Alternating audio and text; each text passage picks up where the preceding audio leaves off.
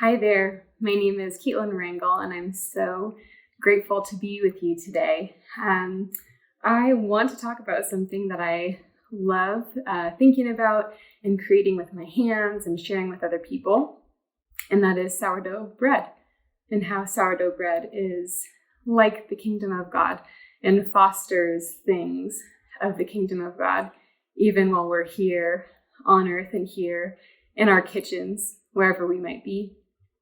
So this week I made this loaf of bread for my family. I now bake my family's bread.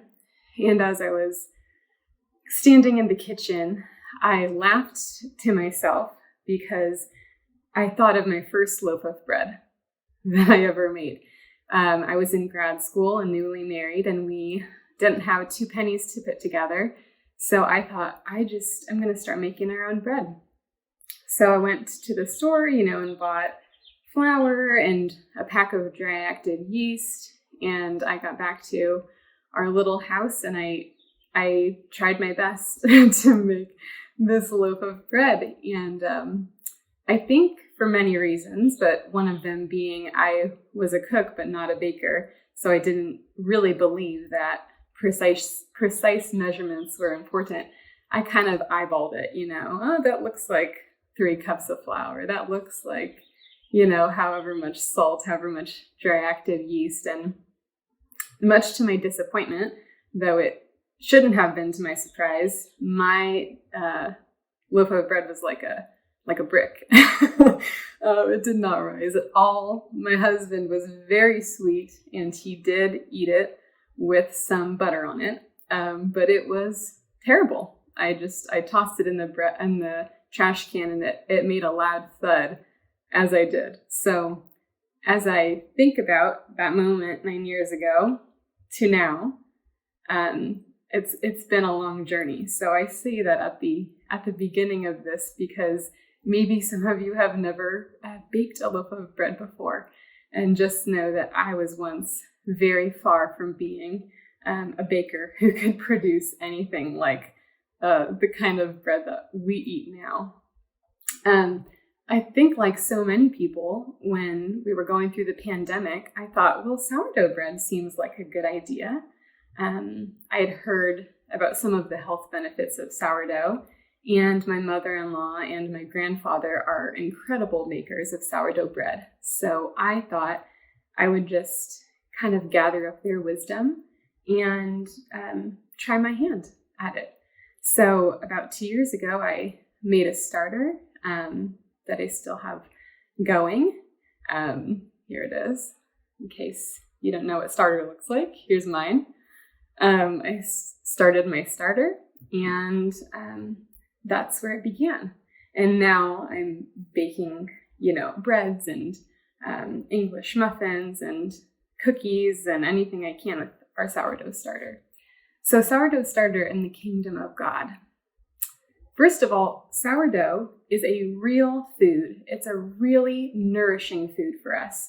So a lot of breads that we eat from the store, they are made with dry active yeast. And the process, what goes on for that bread to become bread, is so much different than sourdough. So sourdough is like the original bread. Before the 1960s, for most of our history as human people, we've been making sourdough. And sourdough starts with the starter. And the starter simply begins as water and flour, and then it's exposed to the wild yeast that's in the air, and lactic acid bacteria starts growing. And so this starter is a living thing that we cook with in sourdough. So we use the starter and other very simple ingredients like flour and water and salt. And that comes together to make sourdough bread. So the nourishing part of sourdough happens in the fermentation process.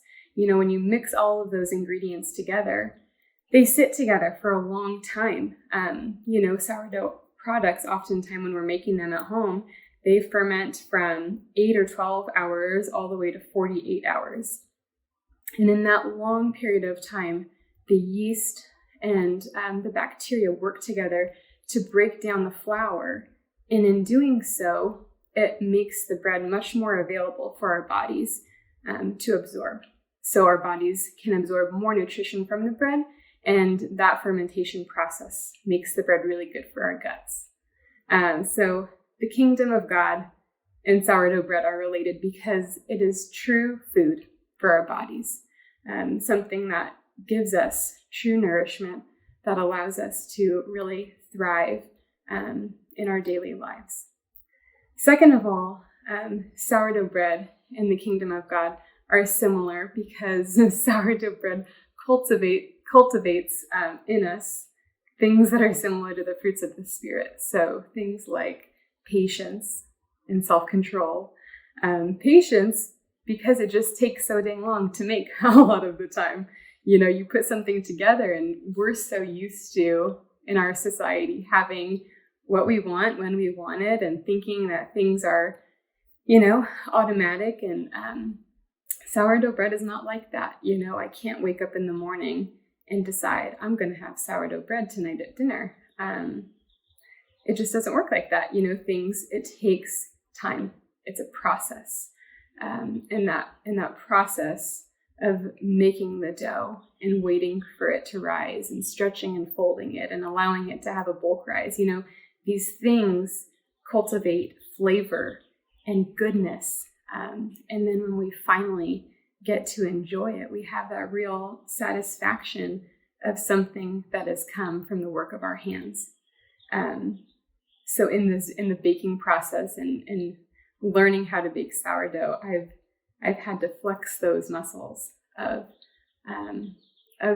being patient, and also when things don't go well and the bread just doesn't turn out like you want it to be patient with ourselves also as we try at something and fail at something, because it's a living thing, so it can live, but it can also not go the way that we want it to. It can get burnt, or it can overproof, or it can underproof, or all these different things can happen that it just doesn't turn out the way that we want it to. But that's also part of the learning process and part of the stretching of ourselves as we learn this craft of making bread. And then finally, sourdough bread bears likeness to the kingdom of God because of the community that it creates through our acts of generosity and sharing. So, for example, I have a friend who is gluten intolerant, and she hadn't had bread or hadn't had pizza or things like that for years. So I said, some people who are gluten intolerant can have sourdough because of that fermentation process that makes the bread easier for our bodies to digest. I said, you may want to try it, since you haven't had good bread in years. And so I took some of my starter and I fed it and waited for it to double in size, and got a mason jar and gave her some of my starter. And then she took that starter and kept it alive, fed it water, fed it flour, and now it's something that she can bake with, that she can use that starter to now bake for herself and for her family. And it has become nourishment for her family. Also, there are plenty of folks who don't bake and don't want to bake. And so to have the opportunity to share things that taste so wonderful and are so nourishing with people who aren't used to it is an incredible thing, to give a gift that's the work of our hands, and to watch the joy that it brings to others. So either to bring it over to their home, drop it off to them, or give it to them at church or whatever. But that is a true gift. Or to have them over and invite them around our table and to break that bread with them around our table. That community building around a loaf of bread is the kingdom of God when we're here on earth. So if you're at all interested, curious about sourdough bread, I encourage you to try it, because if I can make sourdough bread, and I started with a brick, with a brick of a loaf of bread, I know you can too. There are so many possibilities. use this for sandwich bread. So you could make sandwich bread. You can make beautiful loaves of bread to have with dinner. English muffins are also a staple. I made these this week in our home for breakfast, spread with a little nut butter and honey.